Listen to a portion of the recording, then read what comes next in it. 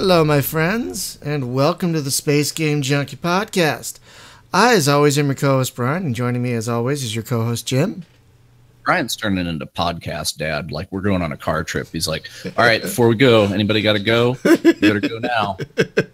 Well, I mean... Are we there yet? Sometimes people got to be... We don't want a repeat of that episode from a month and a half ago. Where everybody dropped their headset and went... Yeah, where both I and our guest just ran to the bathroom in the middle of the show because we had to go so bad. We don't want to repeat that. That's when you know it's time to wrap it up. Pull out that wrap it up box from the Chappelle Show. Also joining us is your co-host, Hunter. Sup? And your co-host, Spaz. Hello. So hello everyone, and welcome to another topic show. Tonight's topic, recommended by Hunter, is how the industry is doing. Kind of a higher level, wide-ranging look at where how we think things are going right now. And you know how I think things are going? How do you think things are going? Two giant mech games dropping. Like Solaris 7 came out today. What is that? And next week we get Battletech. What is Solaris 7 is the Solaris mod for MechWarrior Online. So it's like a whole nother game mode. And it's 1 versus 1 and 2 versus 2 tournament match stuff in Solaris arenas. And yeah, it's going to be pretty cool. Basically kind of esports. There's leaderboards and the leaderboard rolls every 3 months and stuff. So they're going to have seasons. And the best part is that they got the voice actor to come back that did the whole Duncan, I can't remember his name, and the announcer from MechWarrior 4. Oh. Yeah, Duncan Fisher. It's this is Duncan Fisher, and welcome to Solaris. Oh, wow. Greetings, mech fans. Yeah, the guy's great, right? And they were doing a live stream the other day, previewing it, and he came on the live stream and was kind of doing his shtick. It was great. So I posted a thing in one of the chat rooms. I think it was the Battletech mech chat room that we've got, where he reads. It's Edgar Allan Poe's The Raven, but it's the Raven 3L. and they, it's a MechWarrior poem. Yeah. Rewrite. Yes. It's starting to become. Let's just talk on that for a moment. It's not a bad year to be a mecha fan, because like the pickings have been real lean these last several years. It was kind of like space gaming for a while. We had Strike Suit Zero and Wartech Fighters and Project Nimbus and a bunch of littler crap that no one cares about. But this year we're getting, as soon as I say the word, I know Spaz is going to get all excited. Battletech in a week, right? Is that a week from today? It is a week from today as we record this. Yes. Are you going to be here next week? Are you going to be? I will be here next week, but I will be spending pretty much all my gaming time with it. Yeah. It is. I've already called it. It is my game of the year. We are pretty excited about that around here. I really wish that the people who were backers had gotten it a little bit early, because it grates me, right? That I turn on Twitch and there's a bunch of people that are playing Battletech, and it's like, hey, wait a minute. I backed that shit. Well, you have the backer beta, don't you? Isn't that? No, the backer beta actually was closed in January. No. In order for the dev team to focus on getting the game ready for release. No. So mech dry since January. Oh. So yeah, there have been a few people who have access to stream, and one of them. Sidestream had been doing so much streaming. He did 100 hours of game time, and they actually asked him to stop. Like, and there's the reason why. No, truthfully, the reason why that happened was because there was a story mission that is embargoed, and no one who had access could go beyond that. They could still keep playing the procedural generated missions, but they could not accept that story mission, because the moment you accept it, something happens. That's very spoilerific. And so they specifically embargoed to that point. So he kept on playing. But the problem is that the the difficulty of the game is actually tied into the story missions. So he was encountering content he normally should not have been able to encounter at that point in the game. What, does it skip over that mission? Like it was embargoed, so it wouldn't do it? Or no, the embargo is once you see that mission in your mission list, do not accept it, but you can keep on continuing to take contracts. Yeah, but the contracts get harder than they should be at that point, or what do you mean? No, the contracts actually scale up. The universe scales up as you beat the story missions, and so you're supposed to get, for example, by the time you hit that mission, you should not be seeing heavy or assault mechs. They don't actually show up until later. A few heavies might show up in between, but you don't see them with regularity in the procedural missions until well after that point. Right. Well, if you keep on going without actually taking on the story mission, it throws off the game balance. And so they politely asked him to stop, and he agreed to stop streaming because it's not helping showcase the game. Yeah, but could somebody break the game that way though? Like you just refuse to take that mission, or you keep doing like the random generated missions and not doing the story missions, and then it's going to scale out? That's a good question. From what I understand, you can, in theory, just keep on playing the game forever because of the procedural missions. Right, but if you go back, how much the balance is going to be broken because of that. Yeah, because like if you go back to do a story mission, does it also scale up the story mission to the point where it becomes redonkulous? Like it, you know? No, the story missions, as I understand it, are they're handcrafted. Oh, okay. And so they are static in what you fight. As far as I understand. But there are side missions, right? There are random side missions. Yeah, all of so basically you have contracts that you can take on, and it generates a map.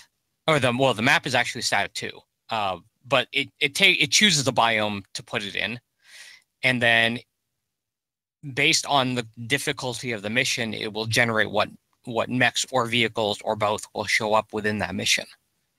So it calls from a couple of different lists to put together a mission.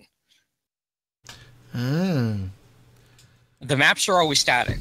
That I should clarify, because I mean I've watched the dev streams. I've watched a hell of a lot of people streaming, many more hours than I would like to admit. And yeah, the way they have it is that the maps are always static, but locations can be of where they show up, where you land, that can change. That can be procedurally generated. According to Tiki832, hello, in the YouTubes, he's saying the procedural missions scale based on your mech bay capability. Ooh. Yeah. That's kind of fascinating. And you can actually have up to 3 mech bays with 6 mechs in each, but you're limited to 4 mechs per mission, 1 lance. I wonder how they're going to balance that out. But I was Sorry. Yeah, the balance in that is that you can only bring 4 mechs because the design is set so that you can take in just 1 lance and play a mission within 30 to 40 minutes, go back, repair your mechs, and then take on another mission. Right. And then later this year, we should be getting Mech Warrior 5. Which is exciting. Slated for around December from what I am reading. Still not holding my breath on that one. But, yeah, I know. So did you hear the news that's coming out from Sean Lang and the No Guts, No Galaxy folks? Because No Guts, No Galaxy, they actually work for PGI now, the people that are making the MechWarrior Online. And of course, those are the guys that made all the assets for the BattleTech game that's coming out, all the mechs and stuff. Because the Harebrained guys, because they licensed it to them, they had the clause in there. It's like, you can make all this stuff, but we get to use it whenever we do our game. All right. So apparently Sean has access to them too. And he's trying to put a team together because there is a loophole in the Mech Commander 2 license that you can make a derivative work of it that can be a whole separate game. It just can't be for profit. So he's trying to put a mod team together to actually make a not a mod, but a complete reboot of Mech Commander, and they'll, it'll be Mech Commander 3, whatever they name it, using the for real BattleTech assets. So that's happy. And there is the other news too. Any devs out there want to pitch in? What's the other? What's the other news, Spaz? The other news is also related to No Guts, No Galaxy. Darren is working on a documentary because next year is the 35th year of BattleTech. So his documentary is going to be 35 years of BattleTech, and he's got access to the people at PGI. He's got access to the people at Harebrained. He's got access to the people at Catalyst who are publishing the tabletop stuff. Oh, yeah. Have you talked to Darren? And no, but he did announce that on one of his streams last week. Okay, because I believe he moved here to North Carolina. So if so, he's potentially right down the street. I could go pester him. Is North Carolina one big street? Yeah. Well, okay. So if you take the 440 loop, I can look out my window and see Jim's house. you take the 540 loop and you get off at Cary, and that's where Sean lives. So I would assume that the other guy lives close to him since they work together. Right. Well, but yes, I think of it as one big long street. So, Hunter, when you came up with this topic, you wrote down a few questions. And, folks, we have a Trello. If you haven't used Trello to do your to-dos, it's the best. Hello. It's wonderful. But, wow, you sound like the guy from the Center Square on Hollywood Squares for a second there. That's exactly it. That's exactly the guy from Charles Nelson Riley. Oh, no, I was thinking the guy from Too Close to Comfort. Jim something. What was his name? Anyway, I'll figure it out. So but you had some recap. What I wrote in Trello. Mm. See, we have entered into a great and yet troubling time in just video game industry in general, right? Preach it, brother. Preach it. So, never before have we seen so much generation of content and gaming, and it's glorious and beautiful and troubling all at the same time. My biggest concern, and it's been a concern for a while. I think we've all seen this kind of coming for a while, and I think for me, it's almost coming to a head to where I most times don't even want to look at my computer anymore. There is no division of, I guess, what you would call like your mainstream versus your like interesting indie kind of sectors that you would find, like, let's say in like the film industry, right? If you want to find like the indie films and like the really super weird, just out there kind of stuff, or different or whatever it is, you've really got to do a lot of digging to find it. And you can usually find a lot of really interesting stuff out there, right? But as it turns out, everybody and their mom now is developing some kind of television show on some kind of platform somewhere. From Netflix doing original content to, all of these people putting out their own streaming services. There's so many streaming services now. It's like the gaming industry. I don't know what to frickin' do with my hands. Like, what do I do? Like, I'm confused. Right. Well, it's like in gaming, right? So everybody's like, well, we don't want to pay Steam 30%, so we'll start our own store.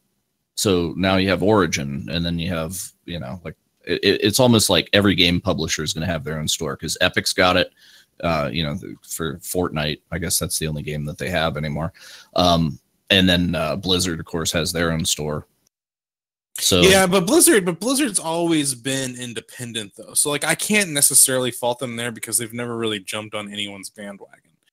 So I mean, it's kind of like inevitable to kind of see them do their own thing. I'm not saying it's good one way or the other. I'm just saying like I'm not surprised when it comes to them. Right, but and when it was Blizzard properties only, that was one thing. But now that they're bringing the rest of it's not it's not necessarily that it's Blizzard properties only because they're owned by Activision. So I guess they wanted to try and latch on to that. Activision was seeing where the storm was going, so to speak, and they decided to go ahead and say, well, if we're going to bring this to the PC, then let's put it on our own. Yeah. So the telling thing is going to be when the next Call of Duty comes out, is it going to be not on Steam? And if so, then we know the way the wind is blowing. So, guys, did you know there's a news store out called Crytivo? I've never heard of this. I've never heard of this. Yeah, Tiki832, who's very active in the chat tonight, thank you very much, is said apparently the developers of Universim just pushed out their own store about a month ago, and it has about a dozen games on it. Well, okay, so it's not that I'm necessarily concerned about digital storefronts, right? Because for years we've always had like Walmart, Target, Best Buy. You know, like we've always had to go and pick up a physical copy from somewhere. It's just like, where do we prefer to get it? The problem that I have with the digital storefront, though, that we're seeing is the exclusivity of you can only get this game here, you can only get this game over there. And when you start getting too many of those, what do I have installed? Steam, Uplay, GOG, BattleNet, Origin. But the majority of it, if you get a game on Origin, you can only play with other people on Origin. So if you own the game on Steam and I own it on Origin, and Brian got it on the Microsoft store, now we're three people that can't ever. That's not necessarily true, though. The only store that I know right now that is so locked into their own ecosystem is the Windows Store. That's the only one, and that's criminal. Like that is so criminal. It's ridiculous. Yeah, I'm really not looking forward to upgrading later this year because I'll be forced to do Windows 10. I'm really not looking. Yeah, Windows 10 not bad. But the Windows 10 thing is not that bad. And Jim and I can definitely help you in that regard. But the store sounds terrible. Well, you never have to interact with the store. Yeah, you should never have to touch it. I mean, there's like the only times I've ever touched the store where I had a friend of mine who had an Xbox who wanted to play the Gears of War 4 crossplay. And so I went ahead and picked it up. And so the crossplay was fun. And in that regard, I can kind of get behind some things that Microsoft is doing with the crossplay functionality. But when you come out with a game that is also being sold elsewhere on the same platform as the game that you're selling, and you don't make that crossplay with them, then that's when I have problems. Yeah, and that's Microsoft's fault specifically, because if you look at Fortnite as our example, PlayStation and the PC and the mobile phone can play together. The Xbox plays by itself. So, well, whatever. Or maybe they can play with PC people, but you can't. Xbox and PlayStation can't touch each other. And that's just by Microsoft design. Or maybe it's Sony doing it. I don't know. Somebody. So, anyway, Hunter, you were saying. Well, okay, so really kind of swinging back around to a lot of this. My serious concern, though, is, GOG is poised to kind of take the reins from a lot of these companies. They're really poised to become the digital storefront king if they can handle the load of like the fallout. Because I foresee some things happening potentially with Steam if they don't fix some stuff like soon.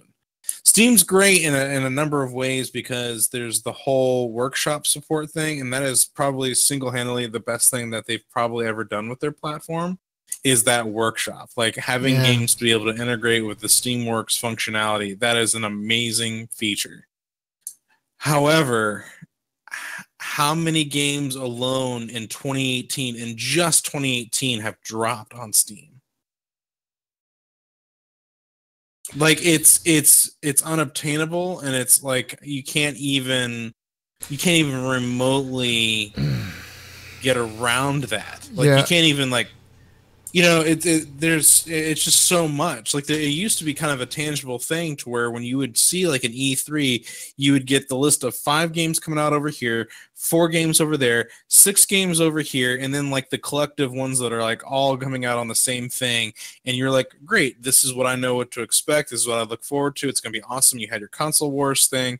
I'm not saying we should pull out the console wars thing, but I'm just saying like there was something that the community kind of all rallied behind. But right now, I don't feel like there's really too much that the community can rally behind other than what is the hit thing of the week that the streamers are playing that's getting everyone's attention that washes out everything else. That is so bad.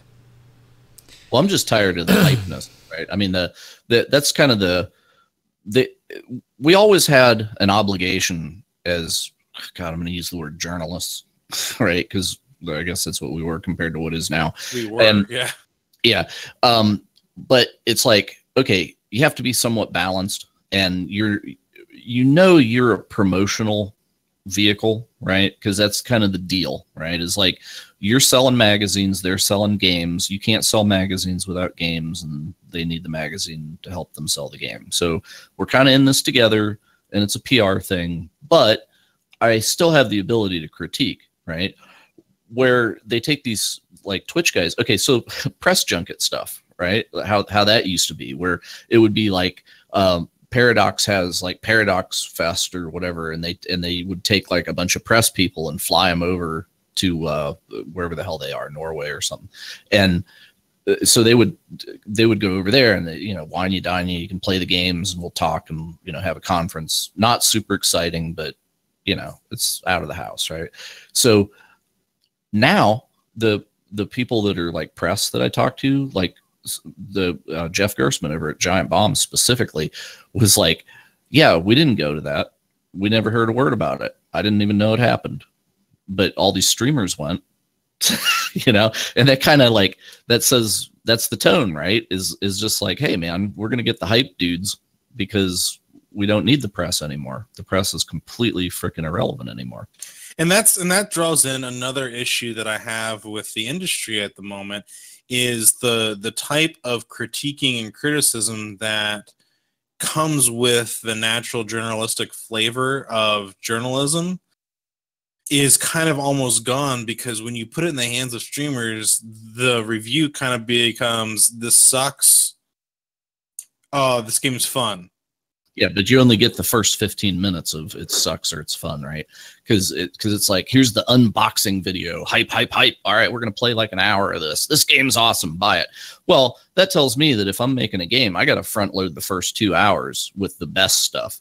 And then after that, well, whatever we make. I don't know if you have to front load the best stuff in the first 2 hours. What you have to do is make a good game that engages you from the very beginning and keeps you engaged. Yeah, but I'm saying to catch that stream hype. Right, because they're going to play it for about 2 hours on a stream, like day one, and then people are going to buy it or not. They're making a purchase decision based on that 2 hours that they see. Here's the thing, though. At the end of the day, Brian, I'm getting ready to bring into the Battlefront thing. You ready for the Battlefront thing? At the end of the day, okay, if there is nothing more really to your game other than trying to appeal to my nostalgia. Nostalgia is part of it. But I hate to use this term loosely like this. It's like you're trying to appeal to my cat tendencies of like shiny object over here, shiny object over there. Look how awesome this is. This and that's all surface. This is all surface shit. Okay, so let's do the Battlefront talk, because this is a great example of just why I think people like us are so frustrated. Battlefront the original and Battlefront 2 the original did something simple, but they did it super well. Mm-hmm. Not only did they do it super well, but it was in the hands of the community that did even more with it, right? So you get all these great mods, you get all this replayability from the community, and the community takes that creation that these developers made and pour so much of their own love into it, and they keep that thing alive. Can you imagine how those developers probably felt when Battlefront 2 like kind of reemerged and got multiplayer? Can you think about it? Like their game is still so loved that people brought it back and made multiplayer work again. I'd be proud. I would be super proud. Yeah, I'd be super. Not just in like the modding / emulation community, but like official support standards. Like it works, right? And of course, the developers probably had a hand in part of that too, but the demand was there. So I look at something like, and you can even do Battlefield 4, Battlefront 1 and 2, the new ones. Those things are so flashy and beautiful looking that after a while, that veneer wears off. And that polish, you're starting to realize that this polish is just a polished turd, and that brown is really a stank, and it no longer holds on to that value, and it just becomes the next first person shooter until the next one shows up, right? It's kind of like the Titanfall thing. Like Titanfall came out, people were hyped, and then they realized it wasn't that big a deal, and then they moved on to the next thing, and then the next thing, and then the next thing. And then Titanfall 2 comes out, and that's great. It's got a great story, but multiplayer still suffers from the same problems. It's not, as interesting because there's so much out there. It's like, when's the next big thing going to come? Because everybody's playing Fortnite because I want to be like the streamers on Fortnite, or I want to be like the streamers on PUBG. And so it pulls away all these other things because it's what the hype machine is after. It's like what everybody else is playing. I want to go play that too. Hang on a second. So are you saying that games feel less special because there's so many of them that we just move on from one to the next so quickly that they just don't partially, and then that means that the developers can't continue any kind of what's the incentive to continue pushing content for a game that no one is as interested in anymore? That's true. Why have we not seen more stuff for Titanfall 2? Well, it's does content drive further sales? If not, why put more content? It can. Right. Well, I can actually weigh in on this. Okay, go ahead. Since my team made Quintet. Right. Okay. Now here's what's happened. In the couple of years since we put it on Steam, earlier this year, Carmine, our programmer, decided that he needed to get his master's degree in computer science. Well, actually, he decided that last year, but he's teaching. So he's teaching a course as part of that, and that's put our team on hiatus. So we've mentioned that on our Steam forum, and what we still see, and I just noticed just a couple days ago, was someone posting a thread stating, "Is this game dead?" Well, it's been a few years, and even after the first launch, we had, 30 people on at a time during the day. And then the next big Steam sale hit. And then everybody got distracted by all these other games, and they didn't come back. I mean, there's a lot of people who still play. They just don't play at the same time as everyone else. So it's not really fair to call the game dead because people are still playing. It's just they're not playing at the same times anymore, and there's just so many other things for them to watch, to play. Yeah. And the question then becomes, well, do we go back and work on it? That hasn't been decided yet. Do we continue on with our next project? Well, that's still on hiatus because Carmine's got his master's degree to worry about, so that throws off any sort of dev time. And at that point, you have to ask, well, would it be worth it to come back after a couple of years and do a content drop? Maybe. Would it draw anyone back? I don't know. Personally, though, wouldn't that almost be up to the developer, though? Like you guys, like if that's something that you're passionate about? Right. That's kind of the thing I'm getting at here is it's not going to be viable necessarily financially for us to do that, but we might do it just because we want to. Yeah. Yeah, so if you're not doing it as a means of sole income, right? But it's just like, we're making this because we want to make it. It needs to exist, and we're going to have fun with our friends, and we just want to get it into the world, right? And this is not a business plan. It doesn't need to be profitable. Yeah. So, and I think that's actually where the industry is headed for indie stuff, because for a while there, it was just like, dude, I can get Unreal or Unity, and I can crank out a game, and I'm going to make a ridiculous amount of money, and I can quit my day job. No, not anymore, because there's too much volume. I kind of have a relevant story that's really sad. Today I found out that the developers of Space Tyrant are unlikely to do much more with their game,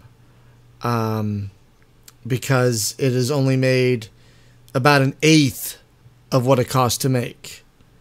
They basically called it a financial black hole.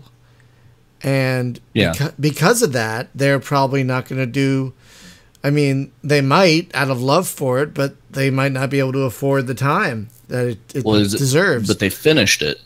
Yes, right? They finished it. So but it's just not recouping. They would love to do more with it. They'd love to do expansions. They'd love to do more content, but that doesn't seem feasible.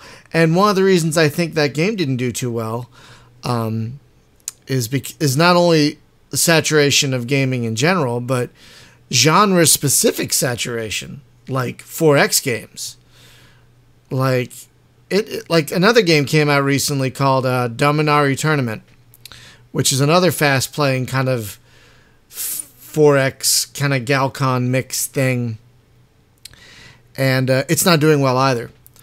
And the interesting thing is, I look at the stats on my curator page, and those games are getting far fewer clicks than games like the real-time strategy game Orcstar, which is also VR enabled. I think that's probably because there's more VR interest. Origin Space, which is an ARP, which is basically another Diablo in space, but we don't have a lot of those, right? So people are interested. But we have so many 4X games right now. Like a disgusting amount. And yeah, like last year was a bad year to come out with a 4X game, and it's still a bad year. The thing is, now we're getting expansions for all those 4Xs that came out last year. Like, Polaris Sector got one, and Stellaris got one, and Galciv 3 just got one. And yeah, I saw the Galciv 3 one just dropped. And what? How much is that? That's like $25. It's $20. Right? It's $20. $20? Yeah. It adds harsh for an expansion. It adds a lot, though. It adds quite a bit. Yeah, but it's stuff that should kind of be there. It's tough to say because it's the diplomacy stuff, right? It adds diplomacy and other stuff. It adds a lot. And who knows, maybe it's kind of weird. Like, do you put a game out now without everything you want just so you can start making money? Or I like the way that Stellaris does this, where they patch in the things that should have been there, and then there's a little cherry on top, and that's what you pay $20 for, is to get the pirate fleet stuff or whatever. Right. And I would throw them money if I could just have more variety of ship types, because it's like, well, we're the mammals, and we all have mammal ships, and they all look the same. It's like, no, man, it's a space game. We need like 1,000 different kinds of ships to pick from in here or something. Like that's the big thing that Galciv did right, is build your own damn ships, and you can import ships from other people if you're not good at making them. Yeah, which is nice. Right? So that's nice. Beautiful, the variety. Because my ships kind of represent me when I'm out there killing people. I want them to look good. But yeah, so I think we were talking before about the whole stream cycle. I'll coin that term, right? So it's like, it's hot, it's new, and the hype begins like 2 weeks before the game comes out, because it used to be like press copies would go out, but now it's streamer preview copies and stuff, but for reasons, right? Because that's where the eyeballs are. So those guys play it like hype up to release, and then it's released and it's hype for like 2 weeks, and then there's the next thing in the cycle that's coming. So it's like it depends on the streamer's audience. right? If the audience sticks around and they're really interested in the game, they'll hang with that game. But if the audience is like, hey man, we're hyped for this other thing, move on to that, then they will. So it's I don't think so much the streamer decides they're moving on, but the audience decides. Like their attention span for it is waning. But the thing traditionally in game sales, which has always been the thing of like, okay, the first 2 weeks after launch is when you make 80% of your money, right? So that lines up with the stream cycle of about 2 weeks worth of attention span. Yeah, and that's where like the day one DLC is also like a thing, and yeah, because if you want to sell like DLC, you better drop it within 2 weeks. Yeah, and that becomes a huge thing, because how often have we noticed lately that within the first 3 months of a AAA title coming out, that you can find it somewhere at 50% off? Sometimes it's due to controversy, but sometimes it's just like you just hit like these random sales where shit, dude. Like before, I forget what game it was. It was like before it came out, it was like 60% off on Green Man, and I was just like, what? I couldn't even believe it. And it's like hadn't even released yet. And it's like, you want to pre-order it? You want 60% off? Here you go. I think it was the Green Man's done that. Yeah, probably the Shadow of Mordor one. That's true. Green Man's done some stupid deals where I'm just like, I don't even know how you guys are doing that.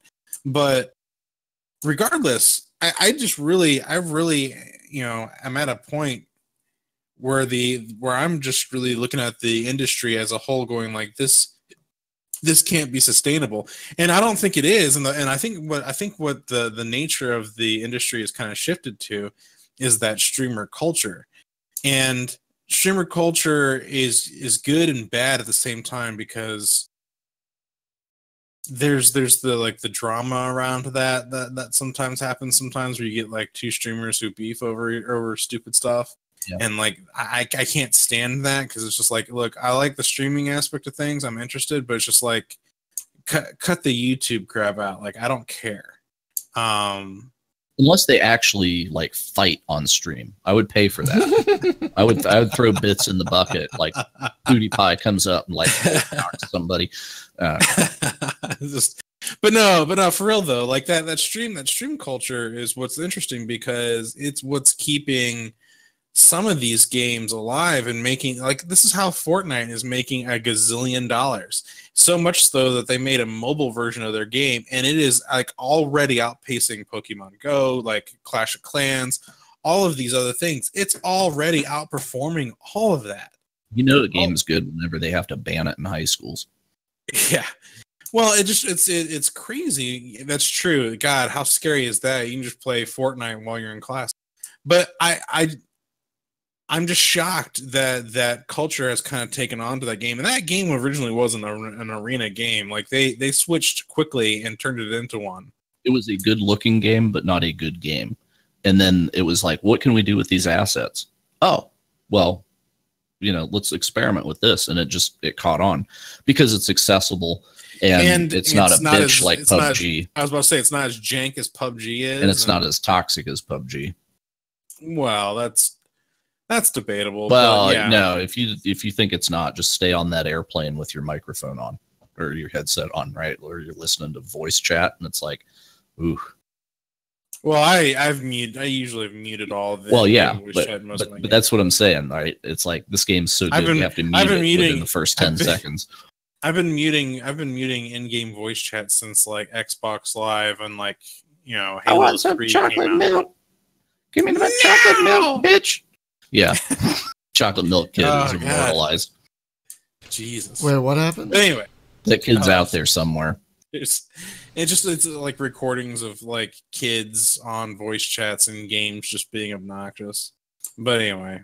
Yeah. So that's where the state of things is interesting in the industry, because that's why I'm actually really thankful for us here at Space Game Junkie, because it kind of gives me a focus on like my gaming habits and my gaming interests. Oh god.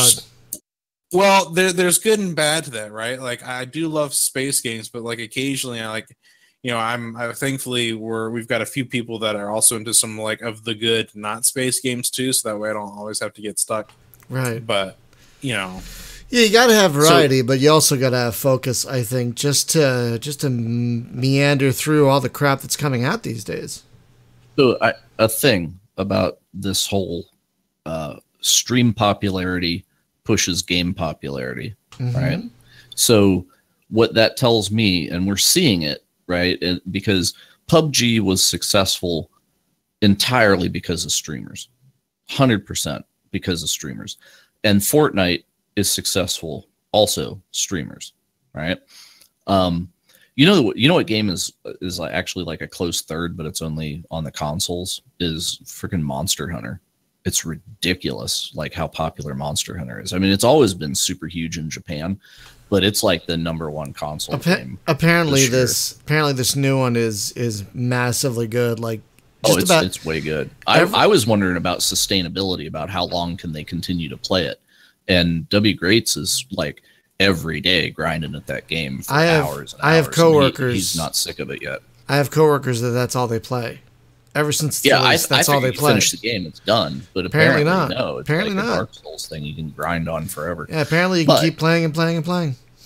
Yeah. So my concern in this is the industry tends to do a lot of Me Too. Like, oh well, Warcraft was hot. All right, so for like 5 years, we got nothing but RTS games. It was the flood, right? And then, well, Doom came out. Okay, then everything's a first-person shooter for like 5 years. So now we see games that are primarily driven by streaming, which means that it has to be a game that primarily its job #1 is to be very good on a stream, right? So and it's simple. Yeah. So what I think we're going to see is a lot of things that cater to a stream presentation and that's not necessarily the kind of games that we like, because Galciv 3 is not like a hot stream game, right? That ain't going to hold an audience, but we love playing it. Or, just name any game that's like boring as shit to watch somebody play, but it's a real joy to play yourself, right? I think that's going to go. And we've seen MOBA stuff, right? And it's always, like Dota, and then League of Legends figured out how to profit off Dota, and then Valve was like, "Hey, Dota, we're going to do that too." Yeah. So looking at Twitch, you got Fortnite, League of Legends, Hearthstone. Then, unfortunately, for God's sake, we've got the IRL streamers. You got PUBG, Overwatch, God of War 2 somehow is up there. Probably someone doing like a thing. Well, yeah, they're doing is God of War 3 or God of War 4 or 6 or whatever. It's out now. Yeah, the latest one is out. And by the way, Hunter, they got Chris Judge voicing Kratos. So I knew about that. That's okay. Pretty awesome. Wasn't sure if you knew. Yeah. I was actually like, that's awesome. Is that the guy that does Beavis and Butthead? No. That's Mike Judge. Mike Judge. Yeah. With Christopher Judge. Go ahead. Hey, Titan. Pull my finger. Christopher Judge played Teal'c on Stargate, so big fans of Stargate on this side of the table. I would much rather it be Mike Judge, though. That would be good times. Hey there, Titan. It'd be like Idiocracy, the Titan edition. But anyway, do go on. Anyway, damn it, Kratos, stop that. Kratos, let me tell you about my propane. Nice. Those are good impressions. So yeah, that's kind of like a weird thing, man. I was actually gonna say, do you guys remember Overwatch? You guys remember that game? What? I didn't play it. Yeah. No, I never played it. Well, it's still big. It's but no one's talking about it.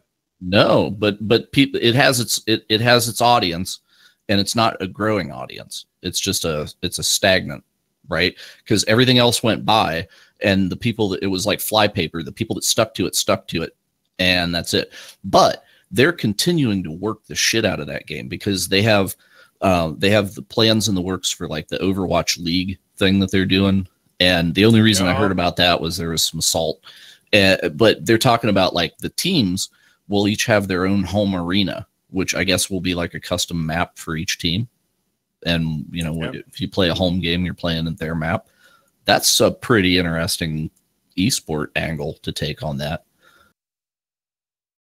Well, here's why a lot of this fucking confuses me. Sorry for the F-bomb, but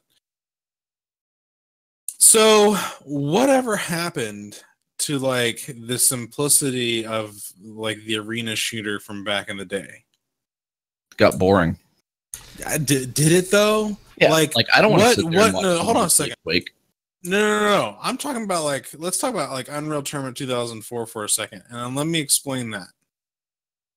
You look at Fortnite, like that game could have been like an Unreal Tournament in essence, with the exception of like the building of towers as like defenses. Yeah, but it's cartoony, it's floaty, it's got weird weapons. Yeah, but you could make Unreal Tournament cartoony and floaty with weird weapons. Well, I'm saying like, they both are. This is like the weird, like, I'm not saying bring back Unreal Tournament, but like I guess the thing I'm saying is what's crazy about all this stuff is it, and this is where I'm really starting to boil down to on like the state of the industry. There's nothing interesting. There's nothing that just like really gets me. I think a close one is the Tom Clancy Wildlands. That one's pretty close in a lot of ways to like keeping me interested, mainly because of just how much there is in that game and like how detailed it is. And you know, there's definitely I like the drop in drop out co-op feature, which makes things super nice in that game. It scales too. It scales based on, you know, whoever's, you know, lowest, I believe. So it scales better than it does in The Division. How is that for single player? Side note, how is that for single player? Division or Wildlands. It's all right. It's good. Yeah. I've every time I've eyed it, I'm like, I hear it's not great for single player because I'm not always interested in co-op. I just want to load. Well, the nice thing is if you're playing single player, right? You do have AI buddies with you. And then, yeah, you get AI, and they're not dumb. You know, you can command them too, I believe, if I'm not mistaken. Yeah.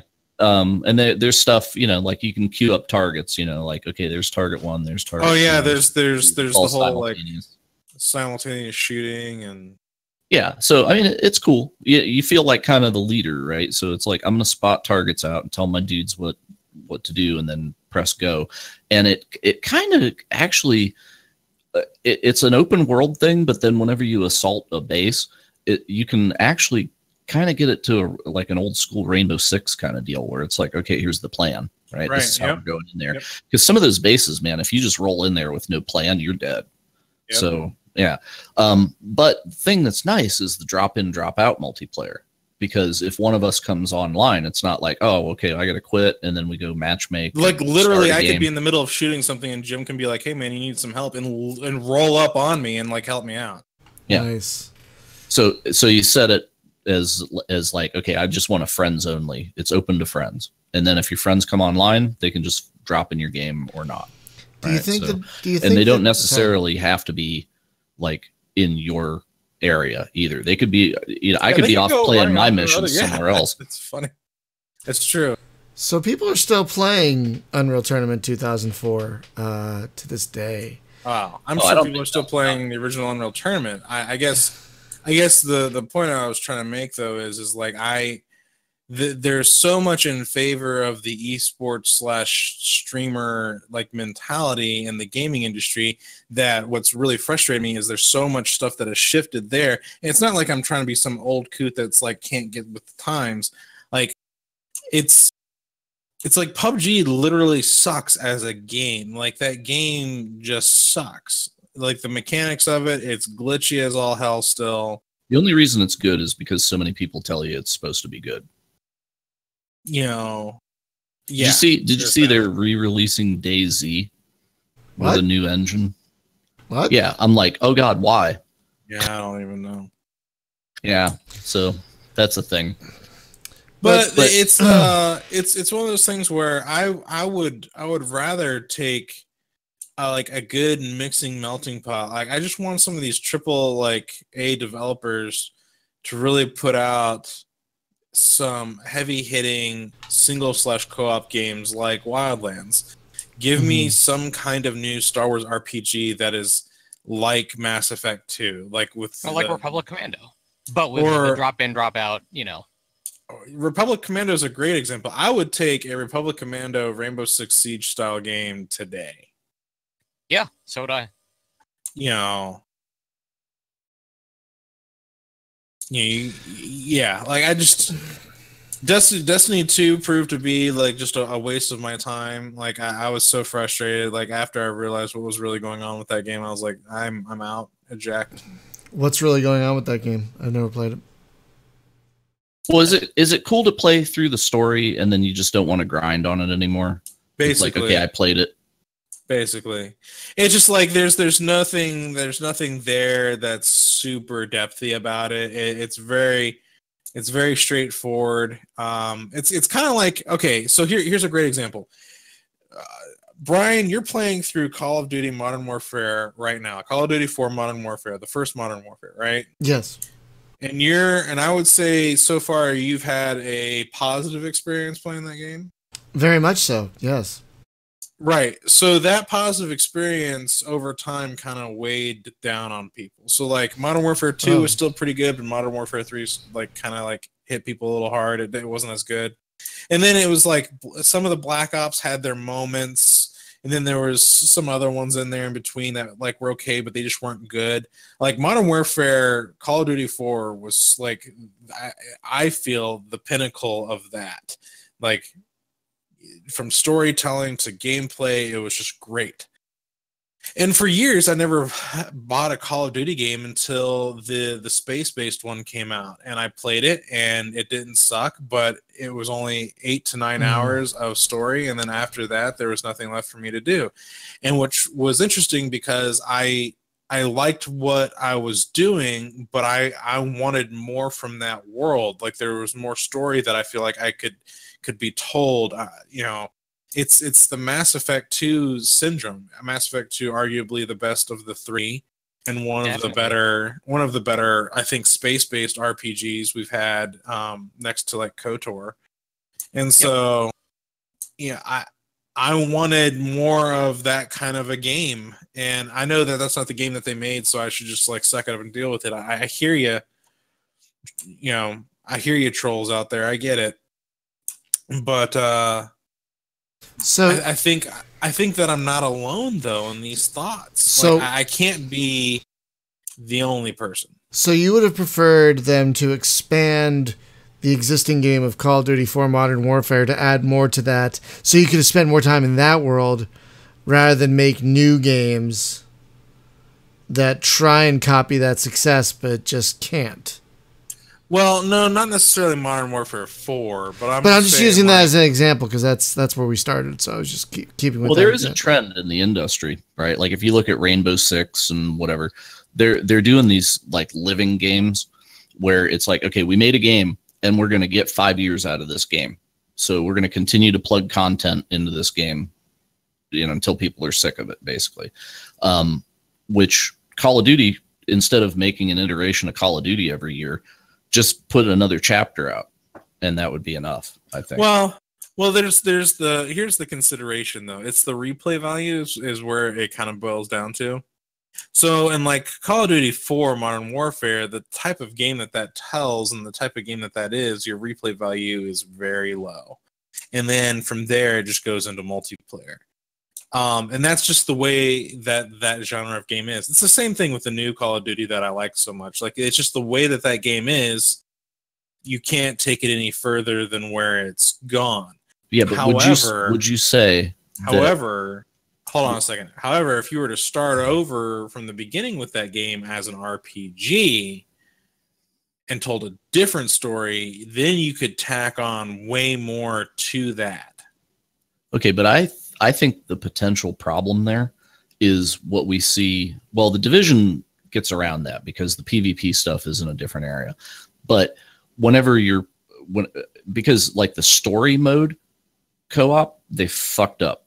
It's terrible, right? Well, I'm not talking about co-op. I know, but I'm saying, but then you graduate out of the single player / bad co-op into the multiplayer thing, and then you play in there forever, right? But going back to Destiny, okay, what if, or is the way that Destiny works, like you played through the story, right? and then you want to play with your friends co-op. So it's almost like New Game Plus. It's like, okay, well, let's go back to the beginning and we'll reiterate over the same story over and over as we grind up through.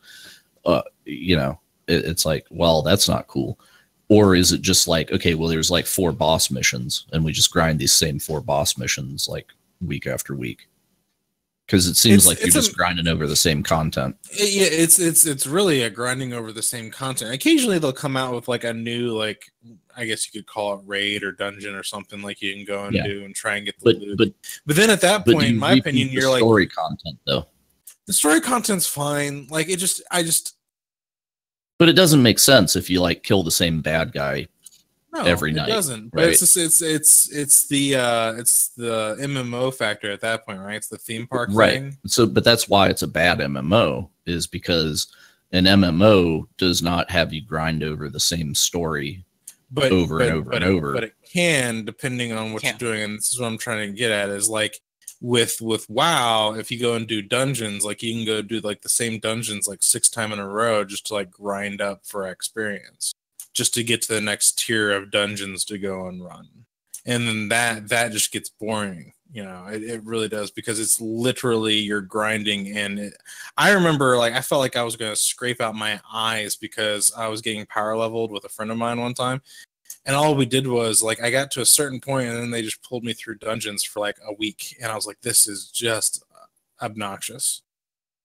Because I'm like skipping over the entirety of the rest of the game just to power level all the way up so I could like do all of their high level stuff with them. But how is it that Warframe does exactly the same thing and yet succeeds massively? Like, I can play that and not get bored, right? Well, I think the thing with Warframe is the way that they give you everything else outside of your missions. Because it's almost like Destiny wants to be like Halo Warframe, but not. And that the problem is the not. Because if they'd have just done Halo Warframe, everybody would have loved it. So because Warframe has a hub basically where you can catch your breath and deal with the metagame, you think that's one of the reasons? Well, the carrot stays on the stick because it's like, okay, I got to go do this mission, right? So I'll open up a party and okay, like 3 of my friends jump in. All right, we're going to go do this mission, and boom, we're off to it. And it's not like we have to run around the world. It's, like a traditional Warcraft MMO where it's like, oh, okay, well, we're in this zone, and to get to that mission, we have to run like through the jungle and then take a bird and go to the city. And then from the city, we run up into the swamp and, I'll see you guys there. And it's a time sink. No, it's just like, I'm at the console in my ship. All right, let's go to Venus. All right, boom. And we're there. So let's use another game as an example here. Diablo 2. Mm-hmm. That's a good example of like people don't get, even Diablo 3, people don't get sick of grinding it. Well, this is where I'm going to get at, because Diablo 2 and Diablo 3 have a very much different type of meta game at the end, right? Mm-hmm. So Diablo 2, the thing that's pretty stellar about Diablo 2 is each time you like load it up and start a new game, the maps could be different every single time. They don't have, it's got dynamic map generations for all the levels.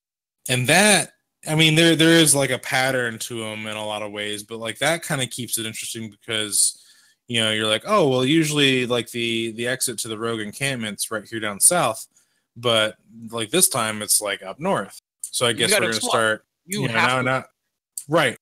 And so each time you play, it's kind of got a different experience. And the thing that's cool about Diablo 2 is it also has similar kind of drop-in, drop-out mechanics to co-op.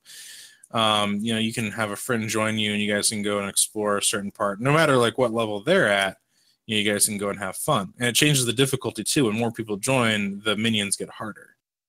And so you get to a point where like you're min-maxing and you're looking for all kinds of loot, and then you get into like the PvP portion of things. And it's just great. And you can do like, if your character dies, then it's like gone completely. And so there was that kind of metagame to Diablo 2. And Diablo 2, honestly, is just a great game. It's just a lot of fun. It's a great dungeon crawler.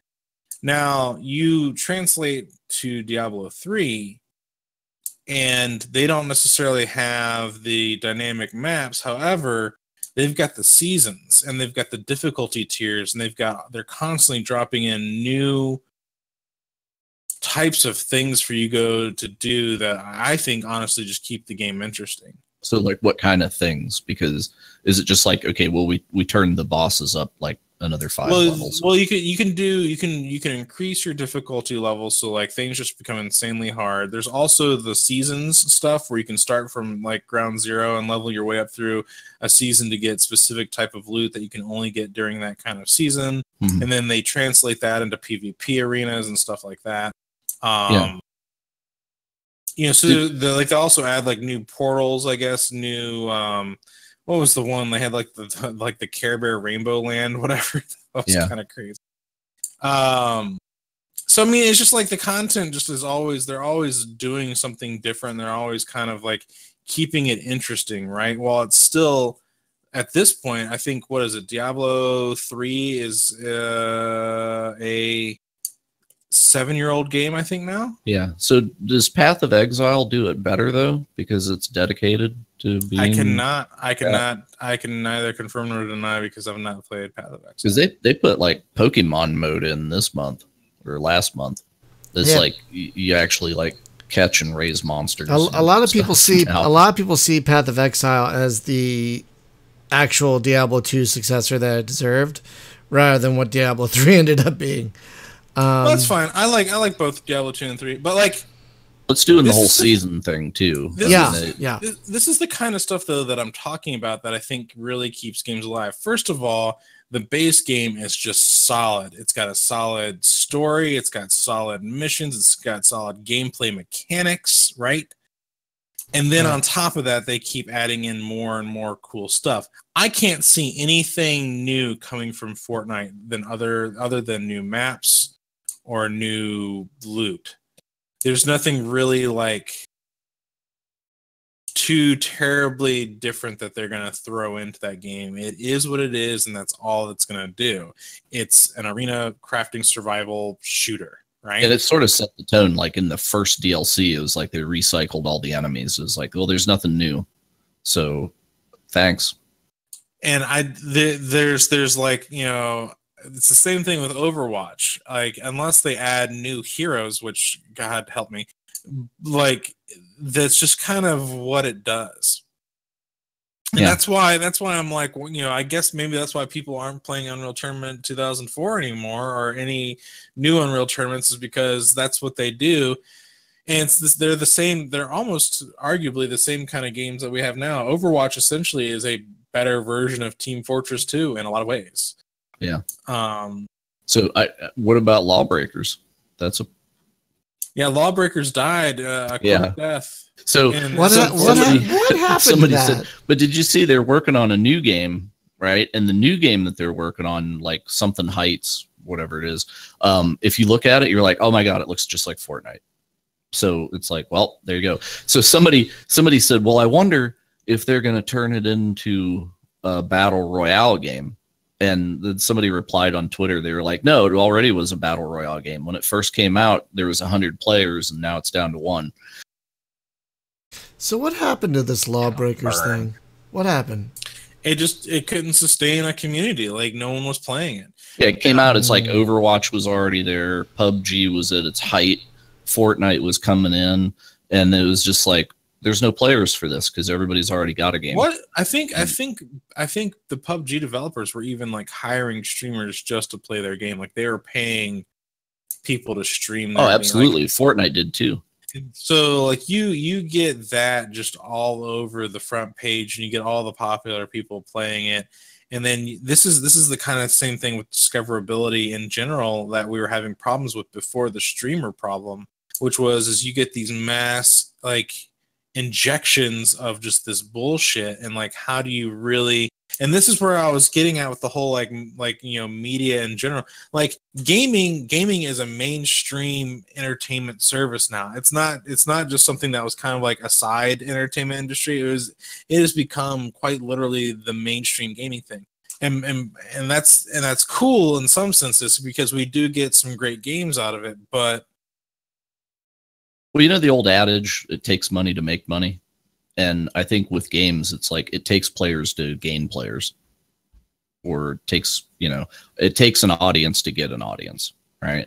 So you have to buy your initial audience. And then it can get its own critical mass off of that. But it's almost like for a game to make it, you have to, like day one, it's like, all right, let's like buy somebody that's going to put 10,000 eyes on this thing and make it popular. And then if we get, whatever percentage of sales out of there, then we have a population, and then our multiplayer game isn't dead. Because as we've discussed many, many times on this show, if you launch a game and there's 5 players, you're dead. So I think maybe the cure for that is to pay a streamer to bring an audience into the game because people want to play with him or whatever. You know what makes me really sad? You were talking about Fortnite and whatnot. So I just looked on Twitch to see how many people were streaming Fortnite. There's 11 billion streams. Yeah, but if you look right like now, the top 10 have all the people, and then everybody else. Yeah, the number one streamer has 105,000 people watching him. Oh my god! And you God. get 30,000 people on watching Shroud, and then Dr. Disrespect's playing. He's got 16,000.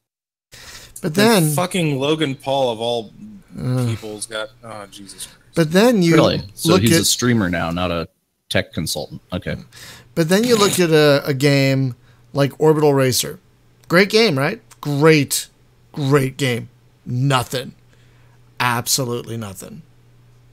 And it breaks. But Orbital Racer's single player, right? Yeah, but it breaks my heart. That's the problem. Yeah. Because people look at that and they're like, oh, I don't own a joystick. Okay, what would be less niche then? What would be like a less niche-y thing I could look up? Well, yeah, I don't think we're in an age right now where if you came out with multiplayer frickin' Wipeout, which that game is kind of like Wipeout in space, right? But you could come out with multiplayer esport ass Wipeout and it wouldn't get an audience because it's just not what's hot right now. People don't want vehicle games. People want PUBG, right? It's like I want a gun. I want to run around, shoot people in the head, and I want to get cool cosmetic loot so that I can look badass on my stream because I want to wear whatever. Well, and I think maybe that's why GTA does so well on a stream too, because you can pimp your character up so much, and it's like, look at my boat, look at my chopper, look at all my stuff, bling bling. Yeah, I'm looking it's like at, you can show that to your friends, or you can show that to 10,000 people on a stream, and then other people are like, hey, we need that too, and then the shark cards must flow. So Now, with that said, GTA 5 is actually more profitable than any film or book ever. Really? Yep. The revenue is estimated to be $6 billion. Some shark cards, man. It's sold not about over 90 million units. Wait, how much? Since 2013, when it released, it has sold over 90 million units and taken in $6 billion in revenue. Billion? Yeah, and you still wonder why they can't get rid of their fucking troll problem. Oh my god! Because the trolls actually sell shark cards. Yeah, it's like, god damn it, these trolls! I can't play this game. I better spend some money so I can catch up with the trolls. So they got jets. I don't have a jet. I need to get a jet. Here's $50. I'm gonna buy a jet. Jesus. And then the next month they come out with a flying fucking motorcycle, and it's like, I thought you guys were trying to get rid of the trolls, and you just gave them like the super troll mobile. Thanks. Oh. Okay, so get this: the top 18 Fortnite streamers right now all have over 1,000 viewers. Jesus Christmas. Yeah. So also, if you have dreams that you're going to be a big famous streamer, do not try to do it with Fortnite. Yep. That game is already taken. Move along. So that also drives. Move along home. Well, like I had said before, the people, people like 1% of the YouTubers or whatever are the influencers, and the other 99% are customers. And so it's like you get all these kids with this dream, like, man, I'm going to be the stream hero. So I'm going to like buy this game, like day one. Stream hero. Well, because it's the lottery, right? It's like Monster Hunter's coming out tomorrow. all of us run out and buy Monster Hunter because there's 0 viewers on it right now. So we all have the same odds tomorrow, right? And the audience is going to go to somebody. Oh, shit, I didn't get it. All right, what's the next $60 game that I have to run out and buy? You know, and that's your 2-week cycle again, right? Because how many people have Twitch streams up? How many people are like try hard want to be Twitch stream, you know? And it's like, well, I'm going to run out and get this game. Well, that one didn't stick. All right, I'm going to go get this one. On the flip side, you got people with a niche, and they stick to that niche, and they gain viewers specifically because that's what they want to see more of. Oh yeah, I mean, there's people that, you know, there'll be somebody that has been playing God knows what, you know, it could be like Unreal Tournament 2004, and it's like he's got an audience for that, and that's what he plays, and they tune in to see it, and they throw money at him for it, and you know, that's his thing. Don't try to compete with him though, because he's got the audience.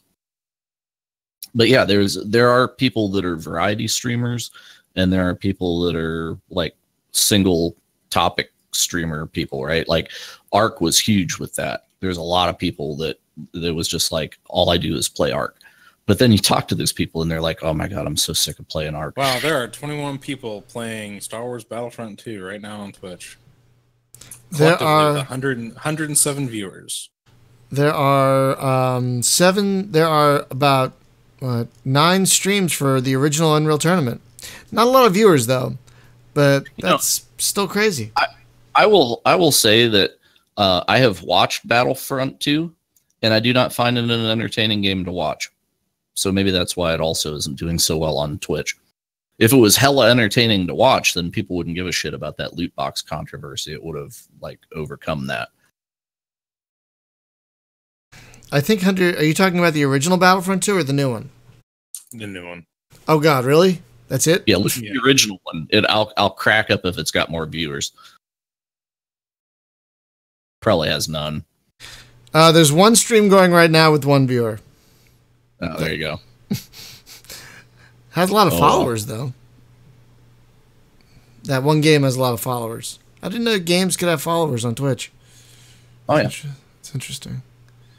But it's just the thing of like, you know, when playing a game becomes your job, but you're really burnt out on that game. Right. Are you living your best life? So not only do you have remember, you guys remember Minecraft? So not only do you have to make a game that's fun to play, but fun to watch, right? Is that what you're getting at?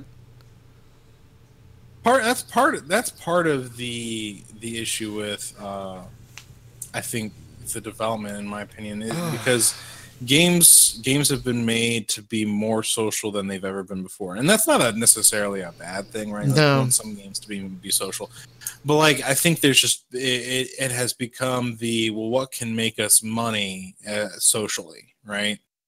I mean, clearly Fortnite, the fact that they've also got that crap on mobile, you can play Fortnite, the arena version that everybody's playing, you can play that for free. Like, you don't have to pay money to play. Right. So yeah, they're making millions a day. Yeah, and the controversy was when that game first came out, it was the not battle royale version, and it cost $60 for early access, and they shipped it to Walmart and other retail stores in a box that you couldn't tell was early access. You just thought, well, hey, here's a new game on the shelf, and then the fine print down at the bottom is like, oh yes, early access. Space Engineers did the same thing, actually. They did? Yeah, for a little while you could go to Walmart and buy a box version of Space Engineers. Early you want to talk about a streamer who has a dedicated audience for something that I just find boring as shit is Captain Shack and the whole Space Engineers thing, because it's just like, all right, it's a sandbox, we're gonna make our own fun. Hold up a second. So the Captain Shack like Space Engineers thing, yeah, that's all pre-recorded, edited video that he throws out there in most cases. Most of that stuff you see on YouTube is not even like there's because they do like these seasons where they do like a scripted show that they've kind of built with his like friend streamers that they do, and a lot of that stuff is like pre-done and edited. And yeah, but if you watch his Twitch stream, no matter what he's playing, right, it's like people are dropping $100, $200 on him, and he doesn't even flinch anymore. He's like numb to it now, and it's just like, damn, well, I wish that we streamed space games. Oh, wait. Clearly, we're doing something wrong, or we're just unattractive people. I don't know. It's something. He's better at it than we are. Yeah. He has more time to do it than we do. Well, I think there's a difference there though, right? Like like what you just said, Brian. He's got more time. Like he's made this into his career. He also plays a lot more like mods too, because he'll play a lot of Star Wars not Battlefront, but Star Wars Empire War mods. You know, he covers a lot of the modding community, which we talk about, but we don't really cover the mods as like, for example, like when you do your game of the week, you don't necessarily cover a mod. Very rarely. And it's game of the week where he goes back over and over and over. You know, it's like, okay, this week we're going to try this mod again or whatever. But we're going to play with this faction. Yeah, because the mods are constantly updating and you can play it from a different angle or whatever. So he manages to make a lot of content out of a handful of games. Yeah. And then, you know, you've also got, so I mean, it's just like it's different though, right? Like we've all got different like levels of investment and stuff. And yeah, I wish I could invest the time and talent that he has into this, but I have a job. Right. Well, that was the point I was trying to make. Like, you know, he's also got different skill sets that he utilizes while he makes those videos, because he's got a lot more like video editing backgrounds and like programming kind of stuff, and he's got a lot more stuff going on. Yeah, he's far more pro. He's far more pro than any of us will ever be. But that's not like a slam against him. I say good on Captain Shack. He does a lot of really good stuff. But yeah. But a lot of his stuff, though, I think that's more interesting is like his YouTube stuff, which is also kind of like a weird like scenario that's a topic for a different time. But anyway, on the whole, industry as a whole, I'm very much frustrated with it. And I wonder if it's because I've got a past in the gaming genre that I know so well to be so good, or if I'm just not, you know, which is having like me have a hard time grasping on to the current. Well, it's kind of like sorry, go ahead, finish your thought. I was gonna say, someone kind of equated it to me like when you grew up with the original Star Wars, you're kind of like all for the original Star Wars, but like if you grew up with Jar Jar Binks, you're more inclined to be okay with Jar Jar Binks. Yeah, not saying that it's okay, but like I've met some people that were like the only Star Wars they ever knew for years were the original trilogy. Or not the original trilogy, but like 1, 2, and 3, the newer stuff. What? And so like they grew up in that pocket, that bubble of what was current for them growing up without really having any taste of what came before. As where I think myself and people of my age and older, say like you guys, didn't just necessarily grow up with what was current in the times, but you also grew up with like the lineage of your parents, right? Which is why like I have a soft spot in my heart for the Eagles and Simon and Garfunkel. Those guys weren't popular when I was young, you know, but like I heard them a lot growing up, you know? Well, that is an interesting point you bring up. Like a lot of us of this age didn't have parents as gamers. But a lot of kids these days do have parents who are gamers. Because their parents grew up gaming. Yes, exactly. That's kind of the exactly. That's kind of the thing. Is you know, my dad did a lot of gaming with me when I was younger, so I did grow up. Oh wow! Oh good. Yeah. So that to me it's kind of natural. You know, my son is a gamer too because of me. But then again, it's also part of that, I think, going back to your point, Hunter, is the internet age. Kids born after 1995 have never known a world without the internet and access to all that information that we just did not have. Right. I think there's a level of an imagination there that's kind of missing too. And this is this is not meant to be a slam. This is just an observation that I've had. And there seems to be, like, I was teaching my niece. This is a great example. I have an Xbox 360, and on my Xbox 360, I happen to have Minecraft. I've had it for years. My niece, on the other hand, has grown up with Minecraft on a tablet, using her thumbs to control everything. That's how she's learned how to play. I throw a controller in this kid's hand, and she can't look up to save her life.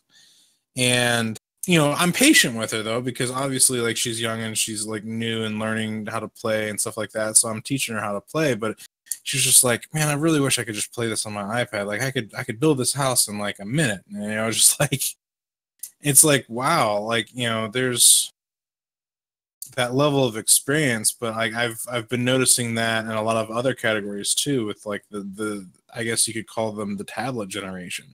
Not only have they grown up with, like, the internet at their fingertips, but they're literally at their fingertips doing things instead of more, I guess, in other ways. It's just interesting. I don't know. Here's a sick observation. What if the next generation of gamepads are glass screens? Because kids want that glass touch instead of buttons. It'll be like a USB cell phone that you hook up to your console. Shoot me. Yeah. Nintendo tried it. Wii U. Well, the Wii U was a weird experiment. I think the Wii U is the experiment for the Switch, but I digress. Yeah, that's a very interesting like world we live in. Like I'm at a point now where I have no interest in the consoles anymore. Well, it's like we are with joystick and throttle, right? It's like goddamn gamepads took over everything, and then like the current generation is going to look at their kids and be like, goddamn glass screens took over everything. Yeah. Well, no, I mean, like, I'm not opposed to controllers. I think controllers, like, they have their place. Gamepads. They definitely serve purposes in the right games and stuff like that. Just like, mouse and keyboard and joysticks. I think they all kind of, which is why I guess, over the years I've gravitated towards that PC mindset, is because, like, I can do everything with it. I can play anything on it. I can customize it and modify it the way that I want to. I can hook any goddamn thing up that I want to with USB, be it a keyboard, a mouse, a guitar, my dog, anything. If your dog has a chip in it, you can track it with your computer. But it is. But the dog's name, Chip. But that's kind of the interesting point that I guess too is probably why I've got such an issue with the new trend in gaming is especially like when we talked about the Windows Store. When you get a game through the Windows Store, like, for real, can I not even touch those game files? I can't touch those damn game files. Why can't I touch your game files? Why, Windows? You know why? Because it's the best goddamn DRM in the world, and that's what scares the shit out of me. Have you ever seen a Windows Store game on the Pirate Bay? Ever? No. Well, I don't go to the Pirate Bay, but I would imagine not. Nope, not a bit. Like Forza Horizon, try to find it, a torrent of that. You can't, because nobody can torrent it, because you can't touch the files. Good. Time to crack it. Good. Yeah. So, but here's the scary thing: Windows has the shittiest store, but the best DRM. So that's a consideration. Like, I have every business case in the world to go to the shittiest store on the planet. Well, I guess that's where I get to that whole replay value. So, coming full circle, Battlefront 2, the new one, the game looks beautiful. It's got a half-assed, decent single-player campaign that ultimately reminds me of better Star Wars games. But it's still beautiful, and it was still entertaining and fun, although simplistic and shallow. However, when it comes to multiplayer, I have to do the damn matchmaking stuff, right?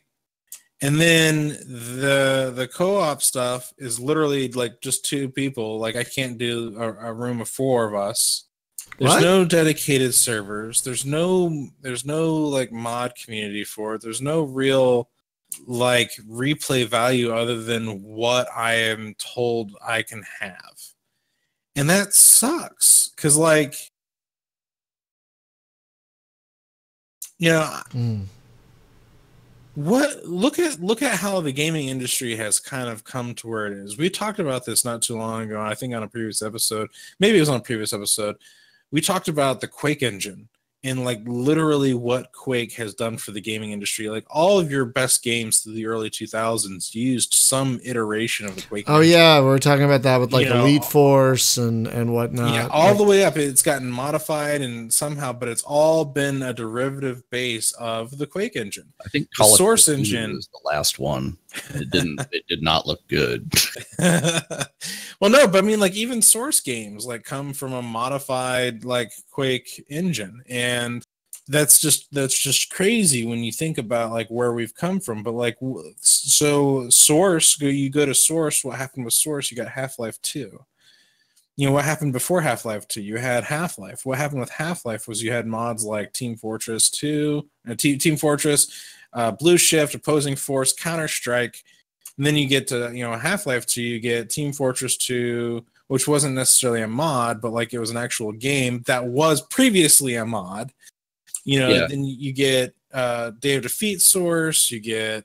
So basically you're saying it takes one killer game to make the engine emerge, right? And then you get a whole generation of games that are awesome built off that engine, and then it's time for another game. And then off of those awesome games that came from that one game, you get the modding community that makes even more games from that. So the point I'm trying to make though is your replay value skyrockets when you have a solid engine that can be touched. Mm-hmm. Which currently it's Unreal and Unity. Yeah, but those Unity, but those games, those are just straight up engines. I'm talking about like taking a game and modding the game itself that might be built in those engines. Like Unity and Unreal is great for building a game, but you have to start from scratch and with assets and all these other things. As where if you take a game, you can mod the game, which is why I loved the Homeworld game so much, because of all the cool, crazy ass mods you can get for it. Or Sins of a Solar Empire. God bless Sins of a Solar Empire. Free Space 2 for Star Trek Armada 3. You guys are awesome. Keep up the good work on whatever your next project is, because they just finished up Star Trek Armada 3. It's complete. So. Yeah, look at Free Space 2. I mean, that source code got released well over a decade ago, and that community is still pounding out mods, still pounding out updates for its engine updates to make it look all pretty. It's just amazing what you can do when you have access to the engine. So, Hunter, you asked a question. We're going to close on this. You asked a question in the Trello that I find fascinating. I'm going to paraphrase it. Who's doing more damage to the industry, consumers or developers? I don't know if there's a right or a wrong answer to that question. I don't know if it's one more than the other. I don't know, what I'm saying? Like it could easily be a 50-50 split. I definitely think that part of our problem with the gaming industry is the hype train, but who starts that hype train? Well, I think all the blame, that hype train. The blame falls on the capitalism cycle, right? Where it's like you are, for obvious reasons, you make a good thing and then you ride it into the dust, right? You squeeze every dime out of that thing that you can.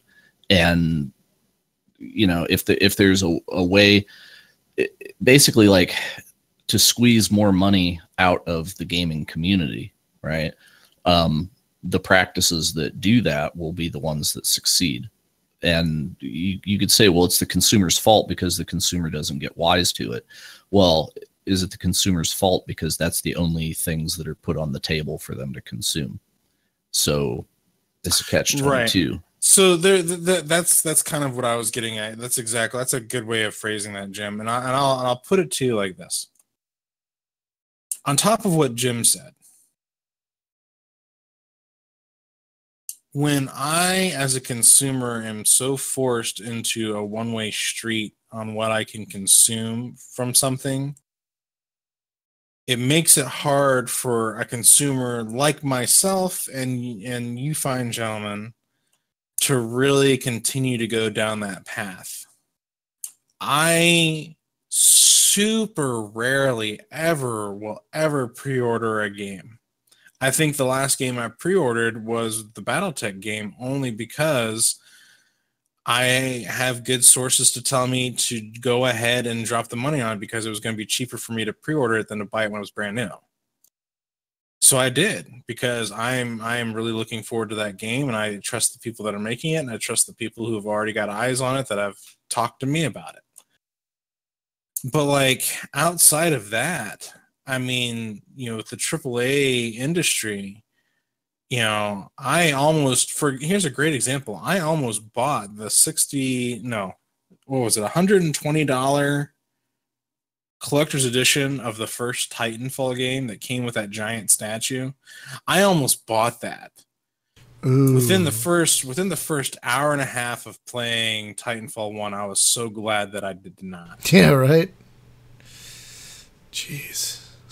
And that's exactly why I don't. And like, I see collector's editions sometimes of games now, and I go, "Oh, that's cool." But then, like, I start thinking, like, do I really want a collector's edition of a game that might just ultimately be shit? Then I've got this like cool looking thing, but like it's only a reminder of how bad of a game it was. You know what I'm saying? Like, where's the trade-off from actually having this cool thing? Like, I didn't buy the collector's edition for Star Wars: The Old Republic until probably about 4 years ago, I want to say.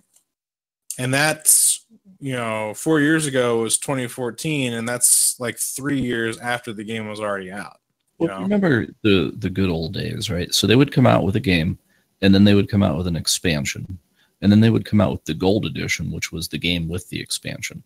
So if you were a slow burn gamer, you would wait for the gold edition to come out, and then you would get the entirety of the content, which also the game would have caught some patches and stuff in between, the original release and the expansion, right? So you would get the complete package at the original price, or maybe even discounted, if you could wait a year, because it was usually like 6 months or something before the expansion would hit. I'm talking like, in the Microprose era, right? Right. Well, that was kind of like the whole cool thing about like StarCraft, right? Like he had, or even Warcraft, right? You get the first game, you get the second game, or you get the first game and the expansion, and then after a while they come out with the Battle Chest edition, and it comes with both the games plus strategy guides. And yeah, dude, the Battle Chest edition whenever we used to follow like the retail charts on games, not just Steam, but the retail charts, the frickin' StarCraft Battle Chest was in the top 5 selling games every month for 10 years. It's like, at what point does everybody that owns a computer own 5 copies of this game? Like, I know. How could it possibly? How could it I think I own actually 2 Battle Chest editions of StarCraft. I'm not gonna lie. You're an enabler. Yeah, it does hit saturation point at eventually, because but my everyone God, it who took wanted 10 to years get it to fall off. Yeah, I know. That's insane. Yeah, so Blizzard's just like, let's just keep doing that. That's why Blizzard can do whatever the hell they want. So explain to me the StarCraft phenomenon with StarCraft 2, okay, where StarCraft 2 came out, and then they put on 2 expansions, and then they put out StarCraft 1 for free, but all along you could play StarCraft 2 multiplayer for free, right? But you just couldn't play the competitive ranked stuff. Right, you couldn't do competitive ranked stuff. But you could have played StarCraft 2 multiplayer and the arcade for free for like years. Right. And then at some point they decided, hey, let's just give the whole game away. Campaign and all, right? Or is that just the first chapter and you still have to buy I think the first 2 chapters they gave away for free. Well, see, that's damn. You know, at some point, I guess it's just like, let's just give it away, right? Instead of battle chesting it. I'm shocked that they didn't battle chest it though. They don't need to. No, Yeah. but business, right?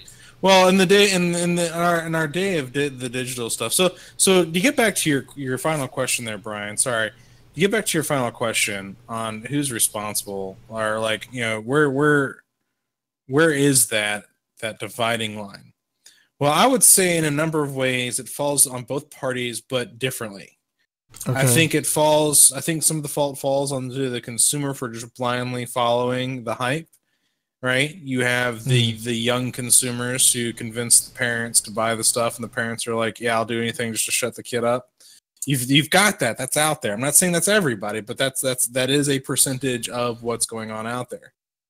You know, then you got the ones that are like, well, if I want to keep playing with my friends, I've got to get all this stuff too, right? Game prices have gone up. Collector's editions versions of things have drastically gone up. And you don't get as much as you used to. You know, you buy a game in a big box back in the day, you were getting like storybooks and manuals and charts and graphs and, you know, a dictionary in some cases, I guess. I exaggerate, but like, you know, in a lot of ways, you know, you get less for more. And I know that there's inflation that's tied to this, so I'm not knocking on that, but the interaction and the involvement and the ties to the development studio and just all of the intricacies of it, I don't think are there as much as they used to be.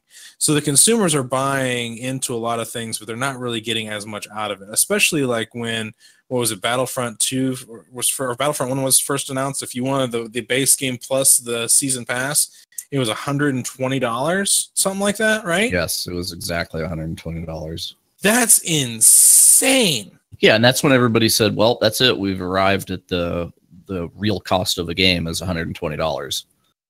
And then, what was it, like 6 months to a year later, you could buy the whole thing for like $20. I saw it, 6 months later for what, Battlefront? I saw it cheap, like $15. Yeah. And then the last sale, it was $5. It's like, yeah. Wow, that thing's only a year old. Yeah, but your content generation in that game is also not that great because there's no where's the value in it? As where you look at Activision, go on Steam right now. All of you listeners, even if you don't own a game, just go look at the Steam store and search for Call of Duty and tell me right now how much Call of Duty original OG is, how much Call of Duty 2 OG is, and how much Call of Duty 4 is right now.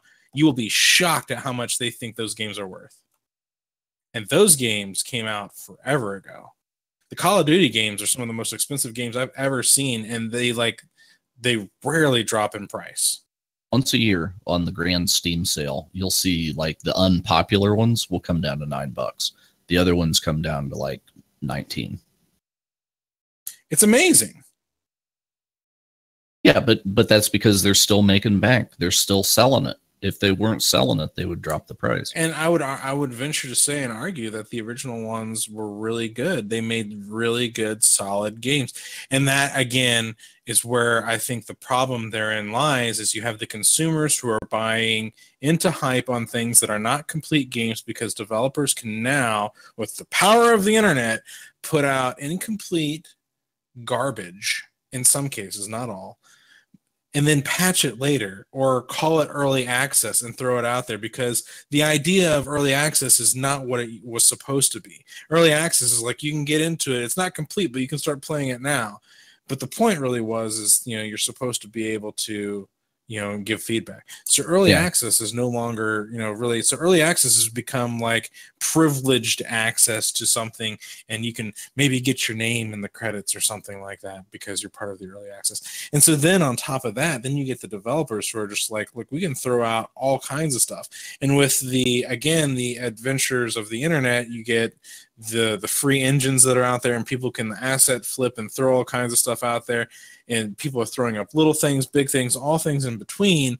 And so with the AAA guys, they have cashed in on the fact that nobody wants to necessarily play all this garbage stuff, but we're going to make bank by throwing out there a $60 game that on the surface only has a few things. We'll include more options and playability stuff in some of the season pass stuff, and then we'll charge like $5 for each season pass thing.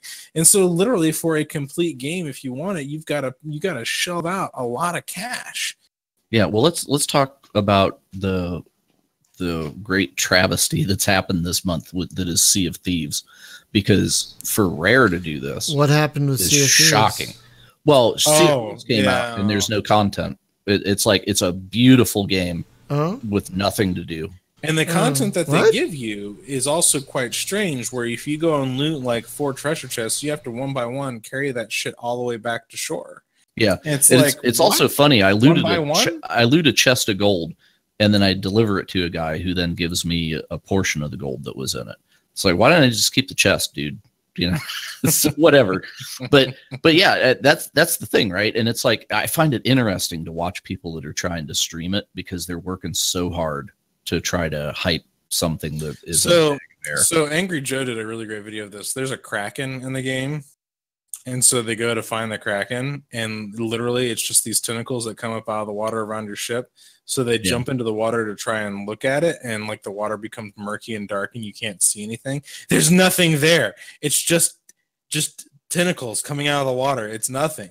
Yeah, because these guys, they got to the 11th hour shoot it with a cannon and like it's dead. They got to the 11th hour and they were like, we got to show some kind of boss or something. There has to be content in this game. Like, there's got to be a thing to get to other than you just go to these 3 islands and grab 3 treasure chests and that's it.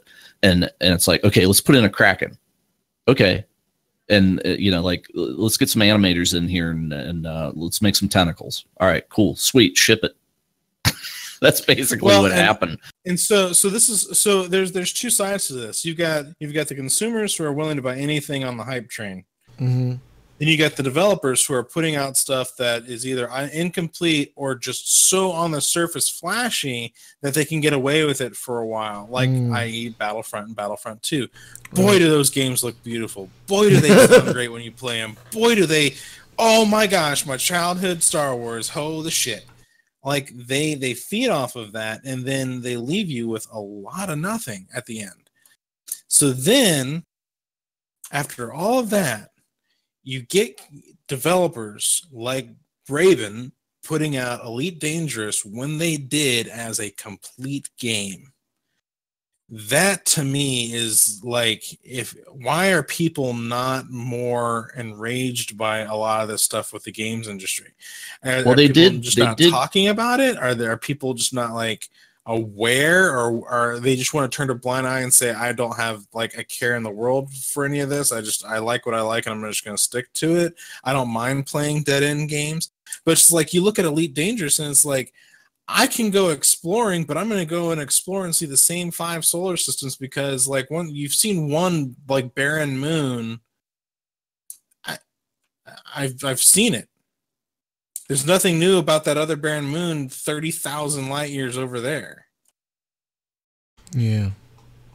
Yeah, and then counterpoint to that, there's Dying Light, which is now 3 years old. But last year, at the very end of the year, they announced that they would be putting out a ton of new DLC, much of which is free and adds a bunch of content to the game. And not because they're trying to make a crap load of extra money off of it. Some of it is paid DLC, but it's pretty cheap. And I will say that the free DLC is better than the paid DLC by far.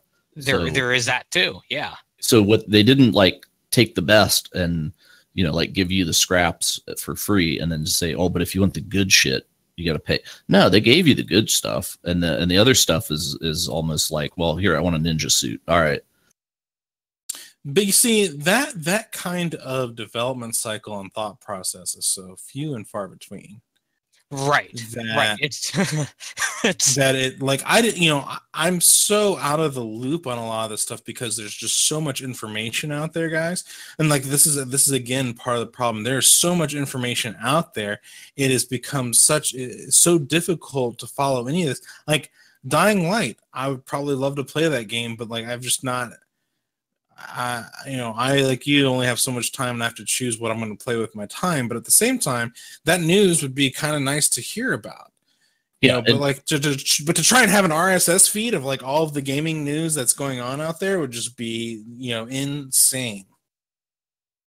It would be like trying to keep up with the Twitch chat of someone who has 100,000 people watching. Yeah, or, I can't. Someone on YouTube, the same thing. Yeah. Even with an RSS reader, I can't keep up. So I guess there's just so much. I guess the deal is some of the companies are banking, and I hope correctly so, that at the end of the game, reputation matters.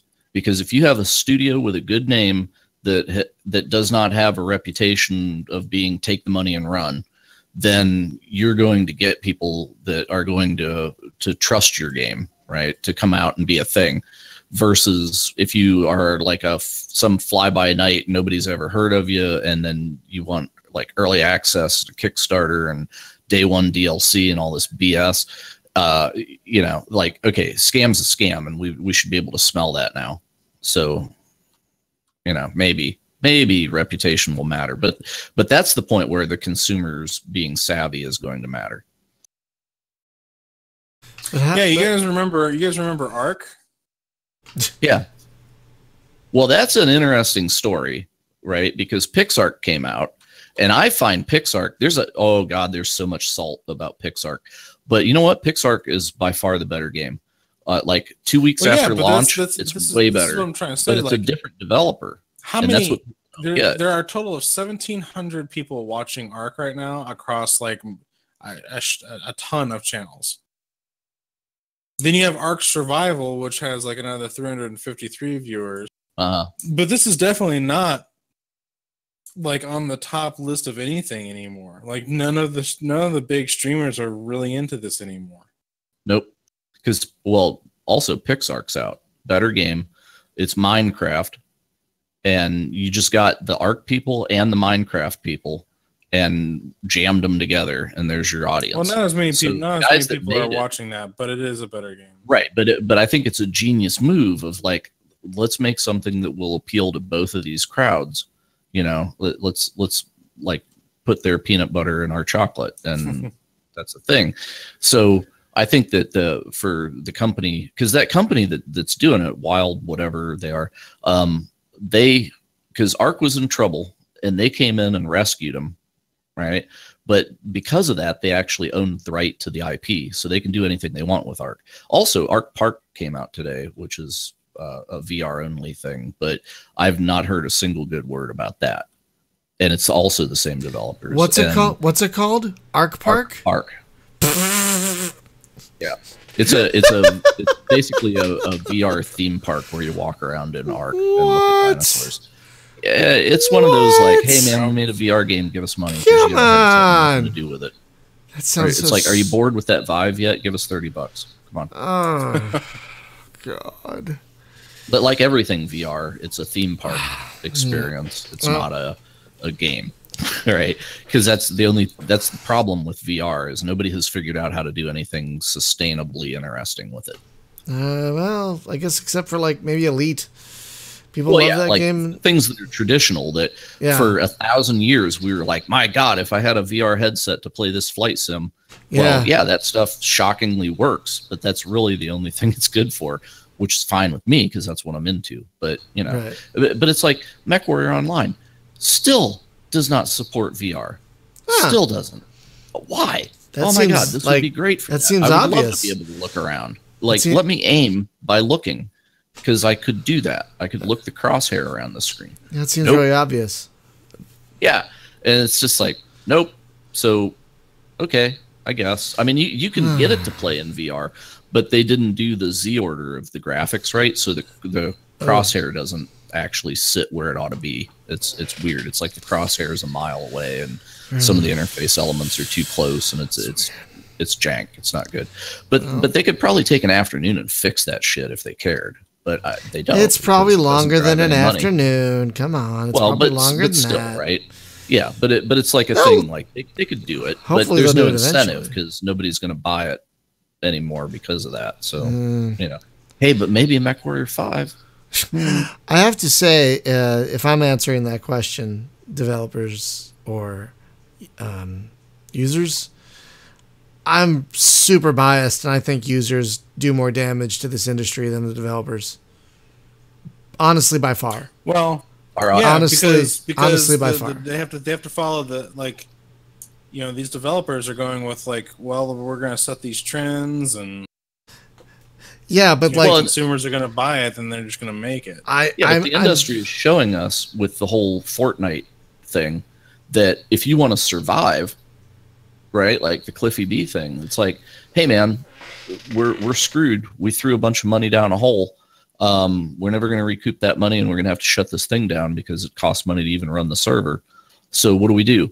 I don't know. What can we do? We got to keep the lights on. Quick, make a battle royale game, because that's guaranteed will sell something. And that's what they're doing. So it's a knee-jerk thing, but you can see it's like, it's like we have to milk this because this is our only option, or the lights go out. And he's also on Twitter telling Epic to quit poaching his people, which I think's funny. But my opinion comes from how salty I still am about flight sims. It almost comes entirely from that, because users ruined that genre. I think just ruined it. The rivet counters, you mean? Yes, they've just ruined it.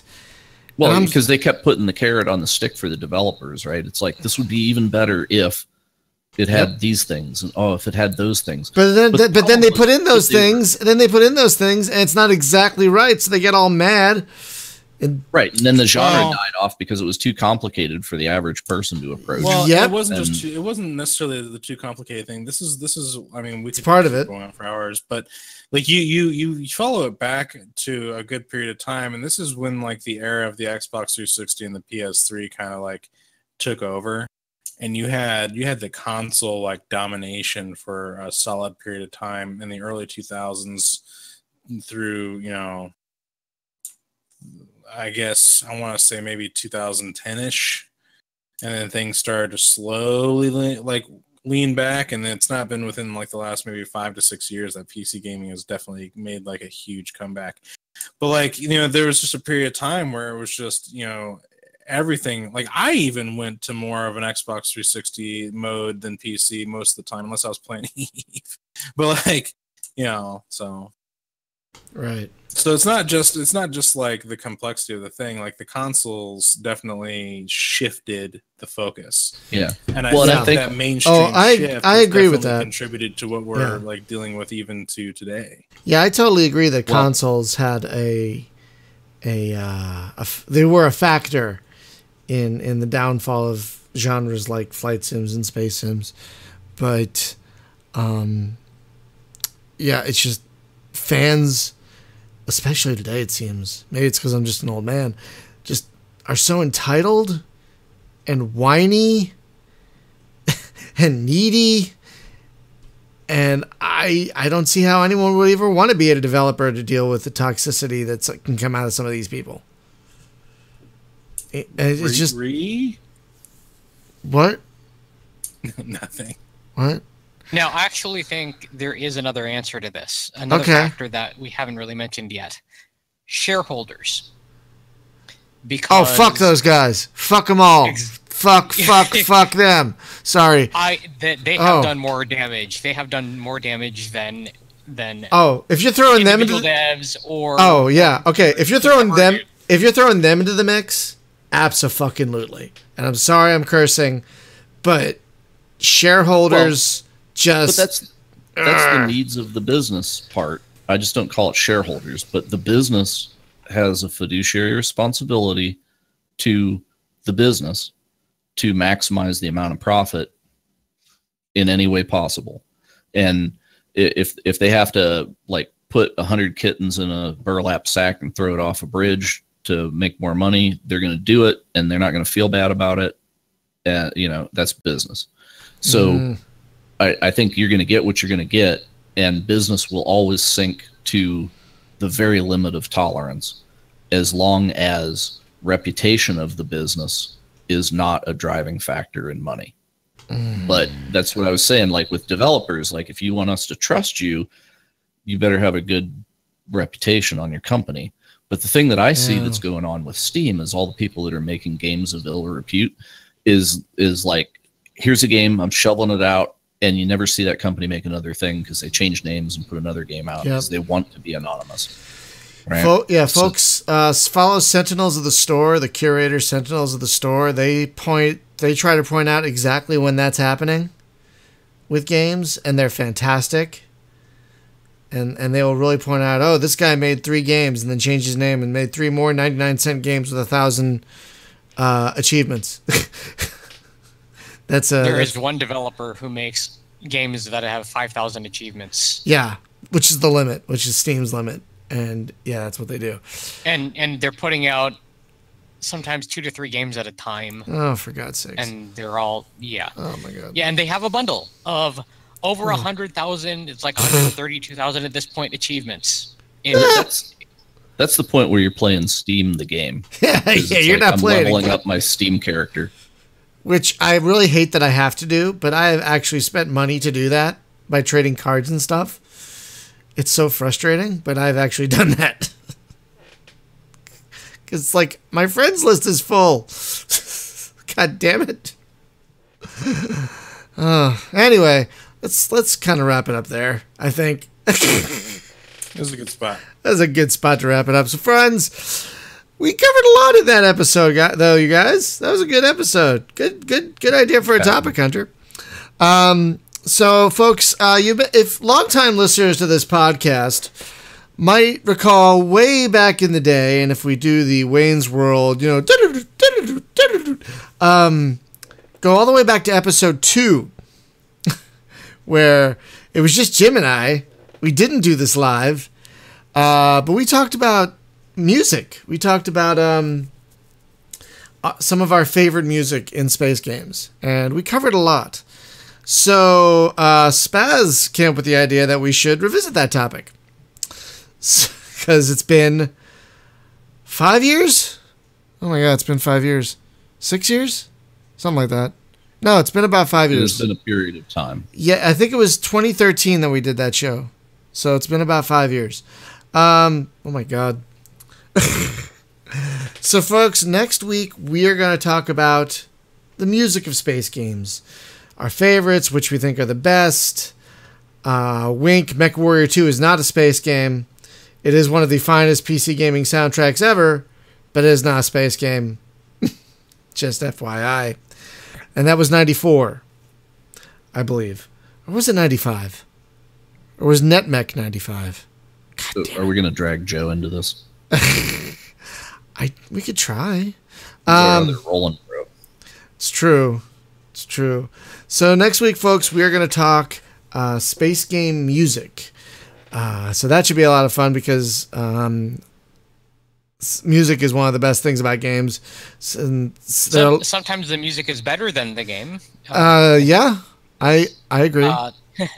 Yeah, I got a few of those on my list. Give me one. Let's tease them. Into the Breach. Oh, I agree. No, sorry, not Into the Breach. I'm sorry. No. Sorry. Into the Stars. Into the Breach. Into the Breach is a wonderful game, and Ben Prunty does a great job with that soundtrack. No, I actually kind of agree. Into the Stars. I actually kind of agree with you, though. I like Into the Breach, but I love its soundtrack. So I kind of agree. I kind of like, even though not to say that Into the Breach is bad. Sorry. No, I'm not saying Into the Breach is bad. I'm saying I think I enjoy the sound. Is stellar. I think I enjoy the soundtrack more than the actual game. So yes, we're going to talk about gaming music next week. One of our favorite topics, which we haven't talked about in a long time. And Thursday we are returning to Borderlands 2, our monthly long-term game that we're going to be playing well into the next decade at this point. So join us as we do some 4-player co-op of that. That's always a good time. And then what's the board game we're playing after that? The Captain is Dead. That's in 2 weeks. Yep. It's next week. That's next week. Great game. So game. This Thursday is Borderlands 2. The next Tuesday is the music show. And then next Thursday is The Captain is Dead. So that's kind of spoiler to like tell everybody the captain's dead, like right up front. I think you know where you stand. Like in the very beginning, I think you just know where you stand right from the get go. The captain's dead. They could have called it "fucked in space." I don't know if that would have had the same weight as "oh god, the captain is dead." Like I think that's a much more weighty sentence than "we're fucked." That's true. You know, we're fucked in space, and that can mean multiple things as well. That's true. That's true. Depending on what website you went to. The captain is dead. There's only one meaning to that, really. You know. So yeah, folks, we have a lot coming up. So thank you for watching. To our Patreon subscribers, thank you so much for keeping the lights on around here. We love you. We love you very much, and we're working to make Patreon better. I've been super busy, but we have ideas. So yeah, thanks for listening, everyone. And we'll see you next time. Have a great night. Bye-bye.